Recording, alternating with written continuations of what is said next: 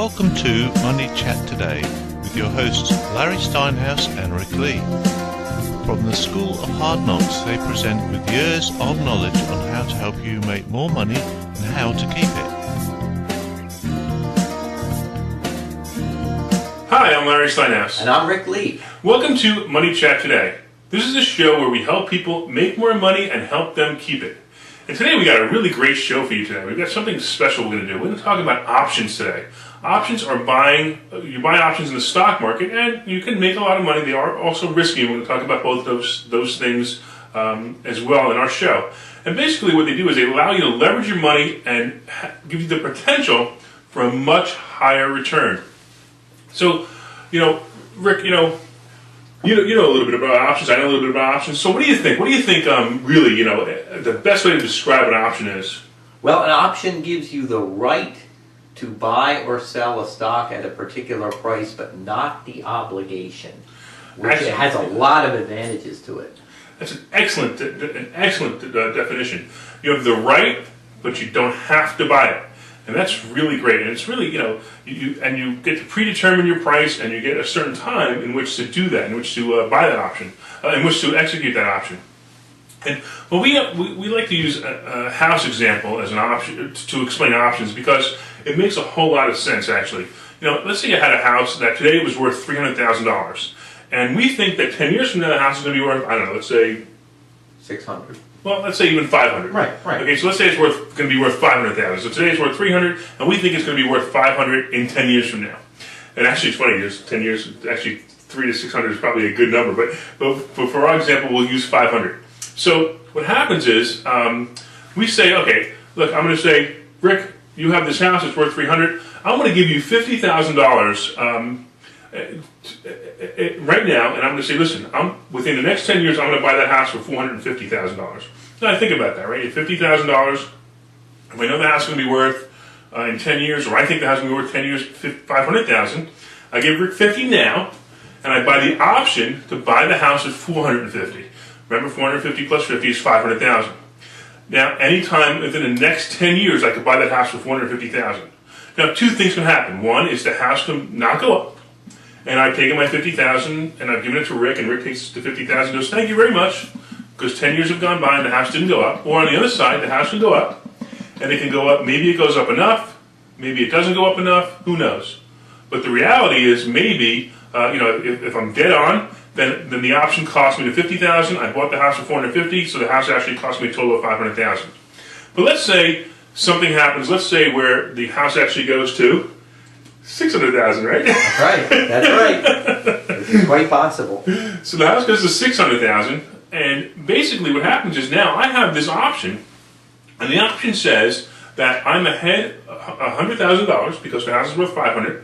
I'm sorry, the house is worth $600. I have the option to buy it at $450. It cost me $50, so my total price is $500,000. Now, what's really nice is no one else can buy that house because I have the option to buy it at $500,000, or actually, $450,000. So because of that option, no one else can buy it. Rick can't sell it to anybody. No one else can buy that house. So I have a couple of things I can do. And what are those things I can do?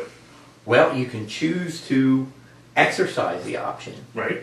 Which means buy the house. Another thing that you can do is you can choose to sell the option because the option is now worth more than you paid for it.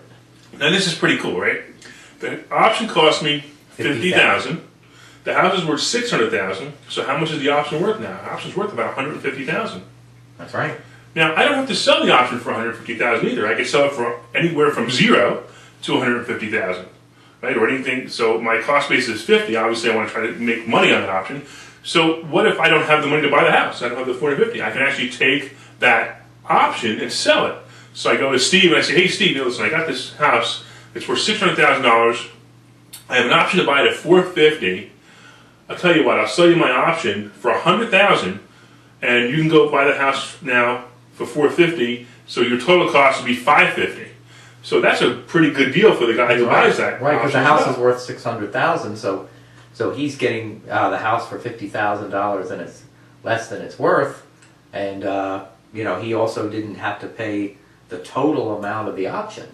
Right. Exactly. So he's making the $50,000 on the house plus whatever you're selling him the option below $150,000. So everybody wins. You let's say you sell it to him for $140,000. Your cost basis is $50,000, so you've made $90,000, and he's saving $60,000 off the house. So everybody wins. Exactly. Except, of course, and of course, the seller of the option, the guy who sold me the option 10 years ago, Rick says everybody wins. He doesn't necessarily lose either. He had that $50,000 to use for 10 years. So he may have done something else with it. He may have invested. He may have bought another property, whatever it may be. So yes, everyone does win. He may be a little upset that he thought the house was going to be worth $500,000, but it's really worth $600,000. But still, that was the risk he took, and everybody takes a risk along with this. And of course, the other thing is we can let the option expire. Now, it would be kind of silly to let to have the option to buy a house at $450,000 when the house is worth $600,000 and say, you know what, I'm just not going to do it. I'm not going to sell it. I don't care. Too bad. It's just dumb.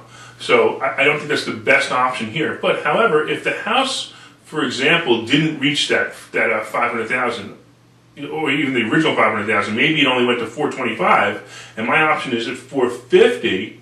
Well, why would I want to buy a house at $450,000 that's only worth $425,000? So I let it expire and say, hey, you know what, my loss, oh well, and I walk away. So that's when you probably let the option expire.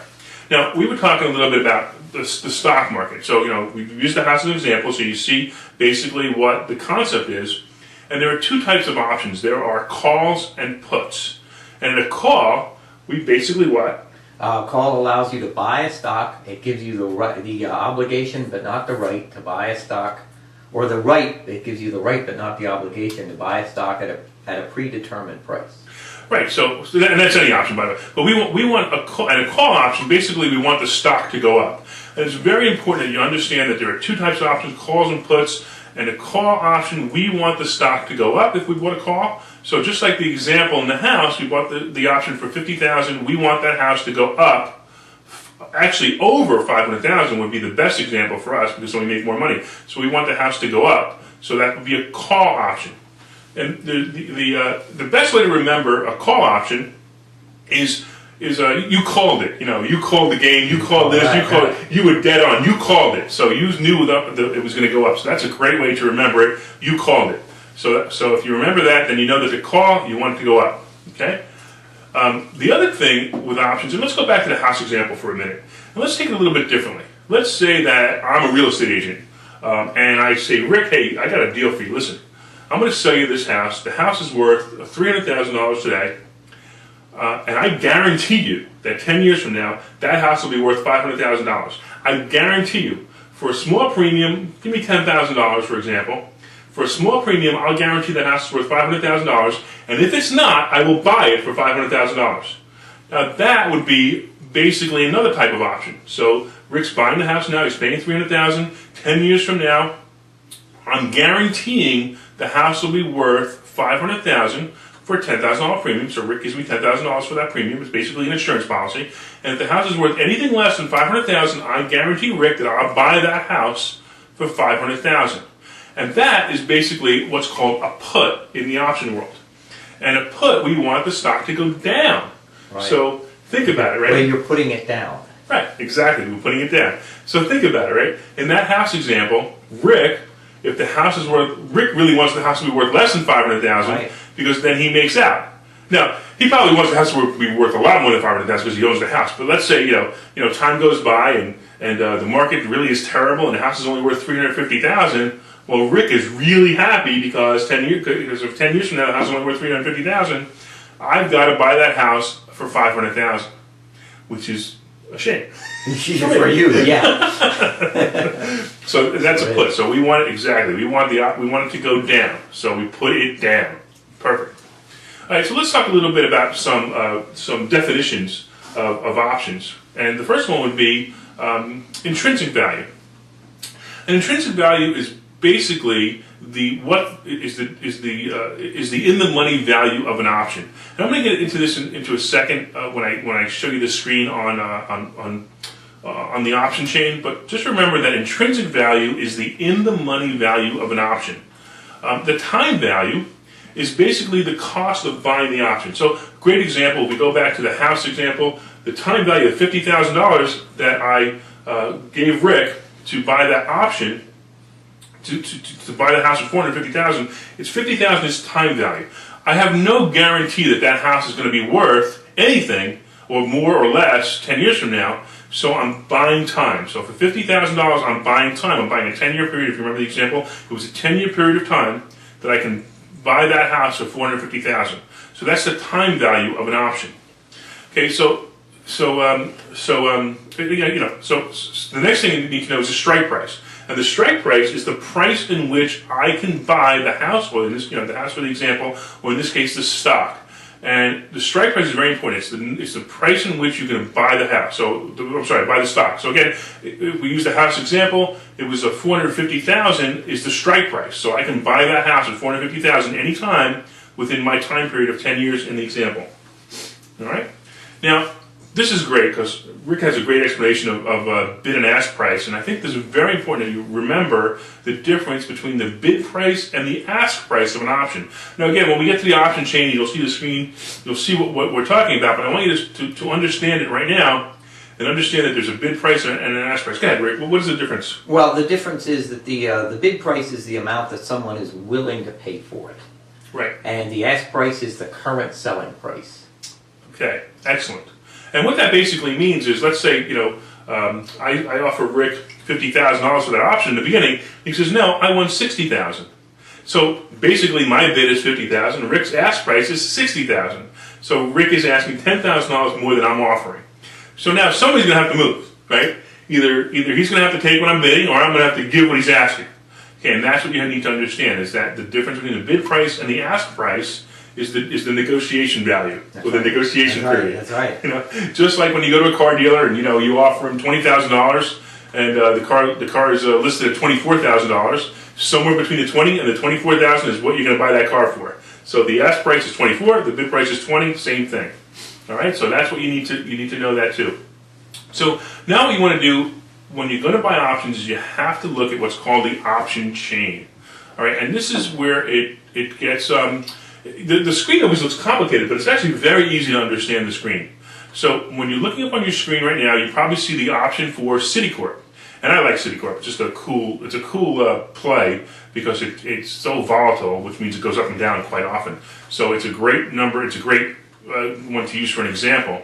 And basically, as you'll be able to see on your screen, you'll be able to see that there is it's a Citicorp right now on your screen. I don't know what it is when you're watching this, but right now on your screen, the bid price is $511 and the ask price is $513. Now that's for the stock, so the difference is 2 cents between the bid and the ask price. So basically, you can buy the stock right now for $5.13, and someone is bidding $5.11. And that means, somebody's going to have to move. Either they're going to buy it for $5.13 or they're going to sell it for $5.11. Right now, that on this current screen. And again, I don't know what it is today, but again, this is based on the screen that we pulled out today. So what you'll be able to see, and I'm sorry, I have to lean in because I can't see the screen. What you'll be able to see is a $5 call, and you see in the middle, there's the strike price, and that's the line that's right in the middle. It's the gray area in the middle of this thing, in the middle of this screen. So you see a strike price of $5.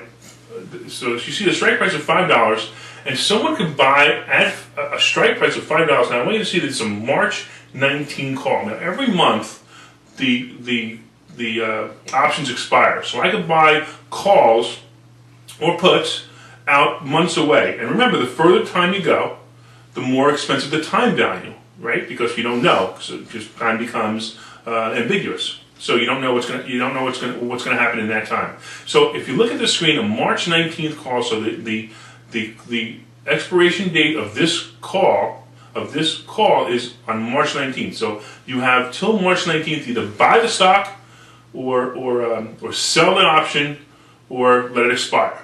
Okay, and you would let it expire on the 20th, obviously. So on March 19th, if it hits $5, if the stock is over $5, I own the difference of the stock. So right now, because the stock is at $513, which is the ask price, someone is asking 35 cents for an option on that stock. Now, it's pretty interesting if you think about it. If you have, a couple of $100 and you want to buy Citicorp stock at 513, you can only buy 20 shares, right? Did that math right? Exactly. 35 cents to buy the option with the same money will let you buy a lot more options, of course. So you can buy a lot more shares, and you can and the difference of the value is a lot more. So that's what makes options so attractive. So in this example, just so you understand, we have 11 cents intrinsic value. Actually, I'm sorry, we have 13 cents intrinsic value. Is that right? I'm sorry. We have 13 cents intrinsic value because the stock is worth 5.13, and the strike price is 5, right? So then we have 22 cents time value for 35 cents ask price. Okay, so you understand that we have 22 cents.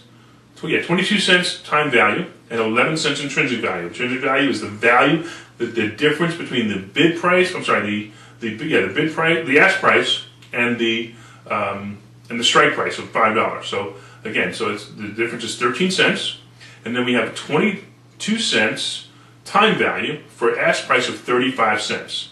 So you can buy that option today for 35 cents. And just so you know, you do have to buy options in contracts of 100. So you can't just buy one. You're gonna have to buy 100 of them. All right. Then if you look down, you can see the $6 call is selling for 6 cents, and that's all time value. It's only time value.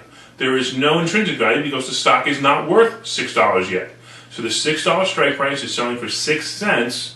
The ask price is 6 cents. So you can buy that for 6 cents, and that would be all time value. So that's the difference between time value and intrinsic value. Okay? All right. Now, and again, the explanation is real simple. Something else that you can do, and I think it's a great idea, by the way, is you take your option, and if you buy what's called deep in the money options. So, for example, instead of buying a $5 call, let's say you buy a $2 call. I'm sorry, a $3 call, a strike price of 3. So you want to buy a strike price of 3 instead of a strike price of 5.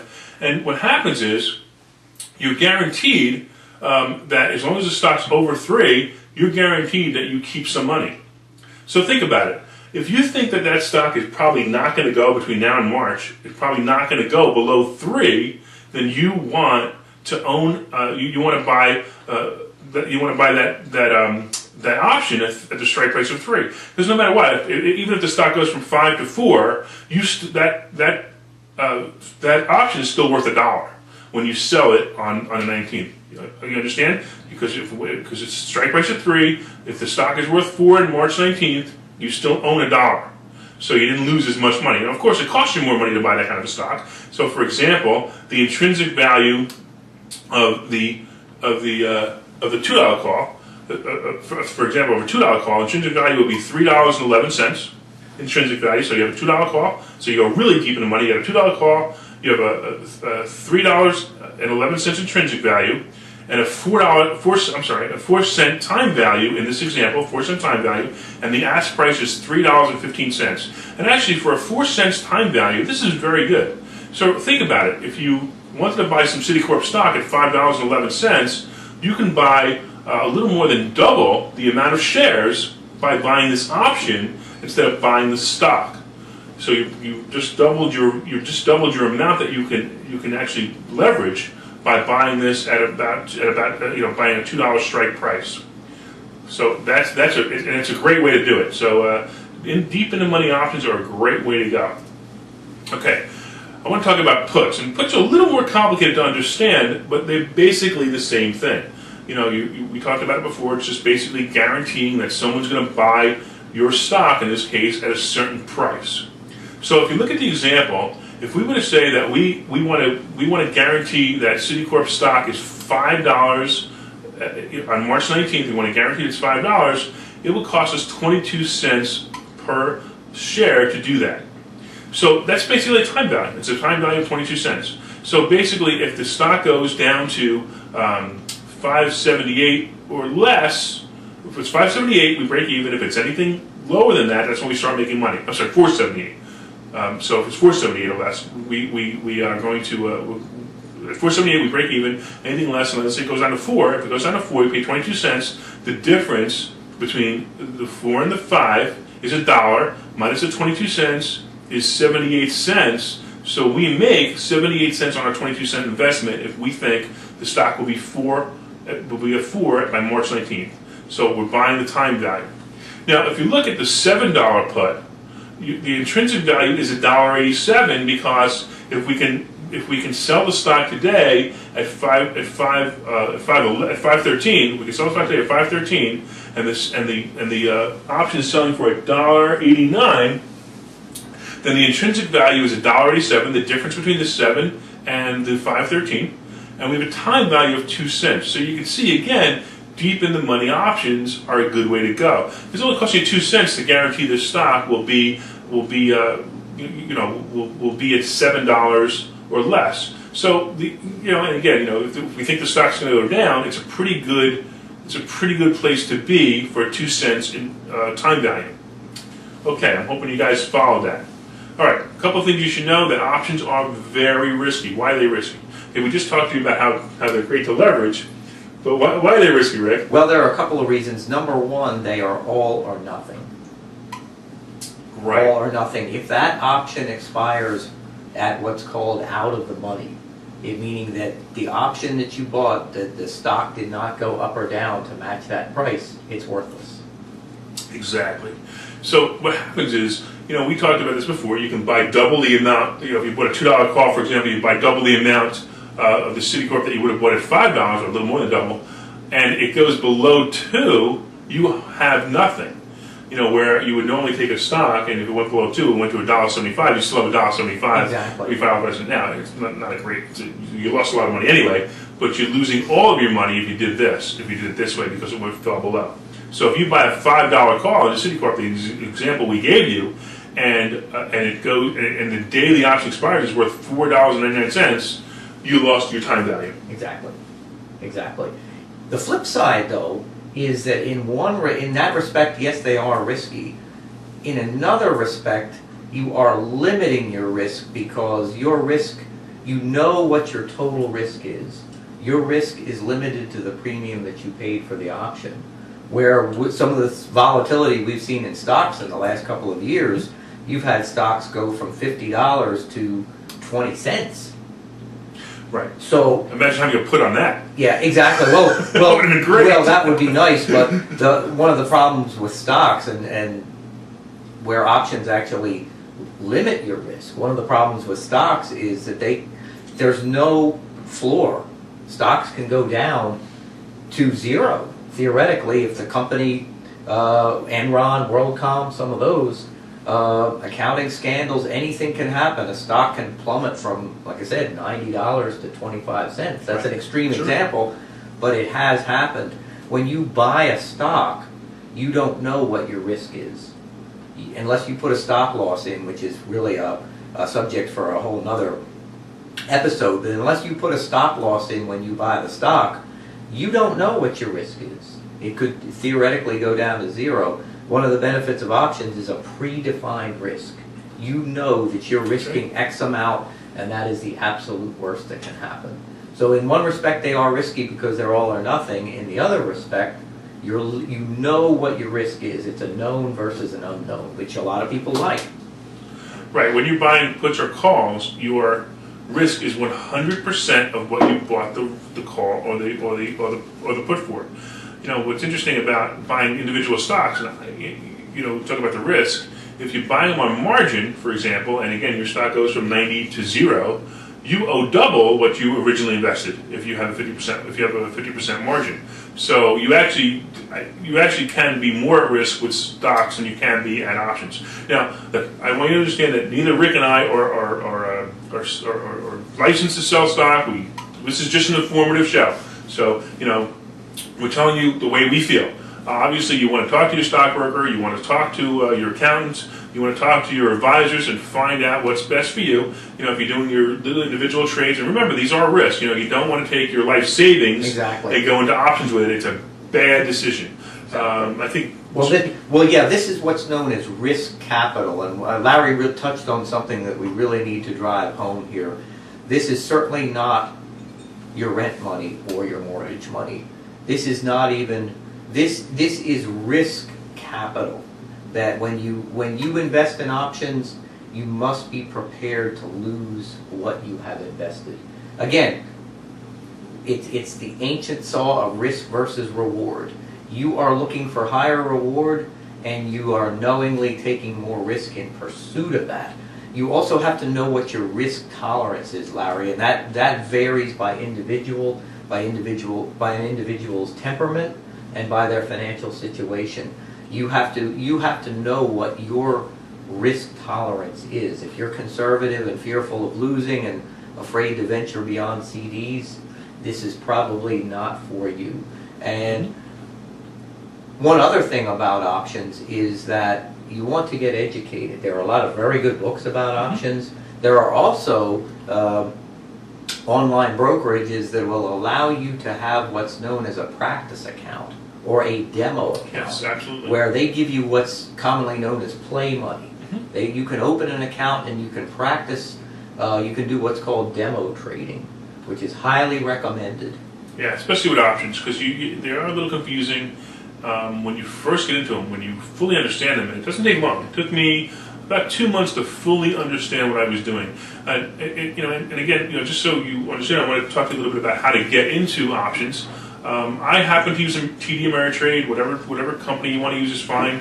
Some of the screens you saw were from that account. What you're gonna do is you're gonna click the button. So let's say again Citicorp. You're gonna put Citicorp in, and then you're gonna click the option chain button. And the option chain button is going to give you that screen that I showed you a little while ago, that will have the puts and the calls.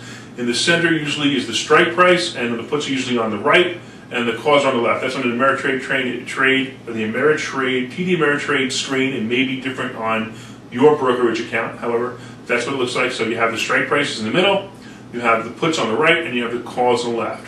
At the top somewhere on your trading account, they'll be in the money, out of the money, and near the money.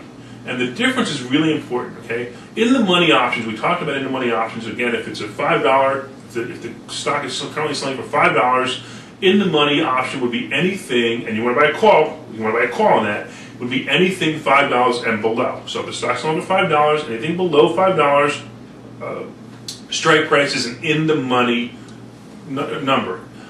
Near the money, let's say you want to have a $5.50 strike price. And each stock has different strike prices, and they are determined a certain way. But no time for that in this film. But either way, you'll see it on the screen. So let's say you want a $5.50 call. That is near the money, because if the stock again is at $5 and it's a $5.50 call, then you're near the money. You're very close to that. So you're going to pay only time value for that, because there's no intrinsic value yet. So you're going to pay only time value. Okay, so that would be a near the money. Now, out of the money, let's say you think that stock is going to go to 10 by March. Okay, that's far-fetched, and probably no one's selling them, but you can buy them. So if you think the stock's going to go to 10 by March, that would be out of the money. And I love it. I went to a seminar once. I thought it was the greatest saying that I heard was, if you dabble too much in out of the money stocks, you will soon be out of money. Brilliant. So, I'll give that one a 10. So my suggestion is, stay with near the money or in the money stocks. And the lower risks are in the money stocks. And again, the call is you want the stock to go up. The put is you want the stock to go down. And that is basically the concept of options. If you want to email us, or if you want to put any information on our Money Chat blog, we'll be more than happy to answer any of your questions. Anything that we should add to this? No, Larry, just that preparation is the important thing. And we on this show, we really like to demystify things. And you said it took you about 2 months to learn. It's a learning curve like anything else. If you want to know how to do this, it really is not difficult. You just learn one bit at a time, and it's really simple math and judgment. Exactly. Start with a call. Buy 100 contracts of a call. Remember, you got to buy 100 contracts at a time. Buy 100 contracts of a call on some stock. Take a guess. It's not a whole lot of money, because if you're risking 35 cents, for example, that's $35 for 100 shares. Yeah, 100 shares. And just play with it. See where it goes. And and do another one, then do another one, then do another one. And the next thing you know, you're starting to make some money, and you start to notice that your returns on these are very high. And then all of a sudden you'll start taking some risk like I did and you'll start losing some money. Yeah. But you start to know the difference between taking a big risk and taking a little risk. And again, in the money options will probably make you the most money with the least amount of risk. All right, and that's our show for today. We want to thank you again for watching. We hope you enjoyed it.